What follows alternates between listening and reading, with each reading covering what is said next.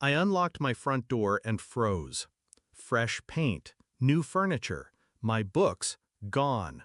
My sister's framed photos lined the hallway, her clothes spilling out of the closet I bought.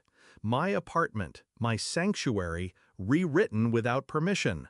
The betrayal wasn't loud, it was surgical. When my mother emerged from the kitchen with a smile, holding my sister's hand like she was the rightful heir, I understood. "Surprise," she said. "We thought it was time this place had better use." Better use. They called it a renovation. I called it trespassing. And as my sister twirled in the living room I'd paid for, bragging about her new marble counters, I only smiled. Because in that moment, I decided she would pay for every nail, every wall, every lie. I wasn't the golden child. She was, always had been. I worked, paid rent, saved, bought the apartment under my own name. But no matter what I achieved, my parents looked at me like I was borrowing oxygen. My sister, meanwhile, could burn money and still be called brilliant. I should have seen it coming. First, she borrowed clothes without asking. Then she borrowed money. Then she borrowed my car, crashed it, and let me cover the insurance. Each time, I swallowed my anger. Each time, my parents defended her. "She's your sister. Be kind. Be kind." Kindness had built this apartment, and now kindness had been twisted into permission. I noticed the signs weeks before. The sudden quiet when I called home. The way my landlord avoided my emails. My sister's cryptic Instagram posts about new beginnings. But nothing prepared me for stepping into my own home and finding it occupied like conquered land. Still, I didn't yell, didn't throw them out. I listened. They bragged about tearing down my ugly old shelves, about repainting in her aesthetic, about how I'd adjust. That word, adjust, slid into my chest like a blade. I nodded. I congratulated her. I let them believe I was cornered. But inside, I was already drafting blueprints. My sister had one weakness. She believed love replaced law. She thought family meant ownership.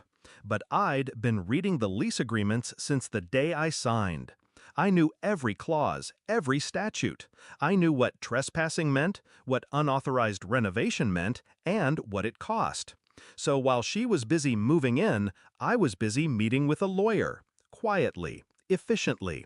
The law was simple. The deed was mine. Every change she made was illegal. Every bill she signed in my name was fraud. All I had to do was wait. 2 weeks later, the trap snapped shut. They came to celebrate her moving in. My parents, my cousins, all clapping in my stolen living room.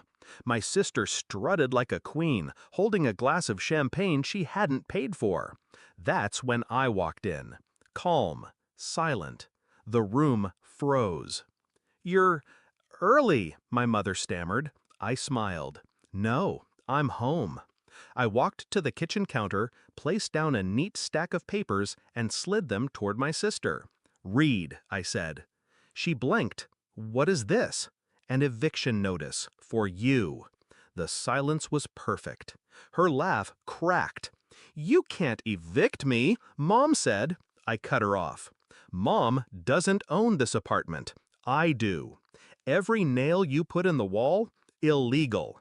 Every charge you made in my name, fraud. Every bill I paid for you, terminated as of tonight." I pulled out my phone, tapped once. Behind me, the lights clicked off. The Wi-Fi dropped. The AC went silent. I'd shut down every utility with a single swipe. "Welcome to your new reality," I whispered. Their faces drained. My father muttered, "You wouldn't?" I turned to him. "Try me." My sister's hands shook as she flipped through the papers. Her name wasn't on a single line. Not on the deed, not on the lease, not on the bills. She was a squatter in the home I'd built. "You can't do this," she hissed. I leaned in, low enough for only her to hear. "You should have asked first." Security arrived 15 minutes later. My lawyer stood behind them, calm, professional. My sister screamed, begged, cursed. My parents pleaded. But the law didn't care about their tears. The law cared about signatures. Mine. They were escorted out with nothing but the bags they carried. Her clothes, her furniture, her decorations, all left behind. By law, they belong to me. Improvements made without consent stay with the property owner. I didn't touch a thing.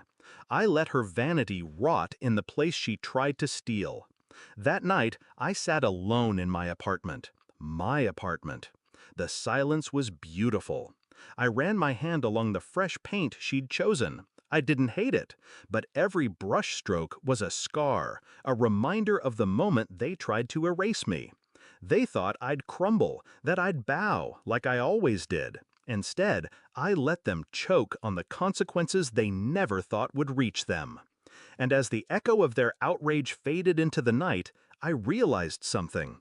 They'd taught me my whole life to be kind, to be patient, to forgive. But they forgot the most important lesson.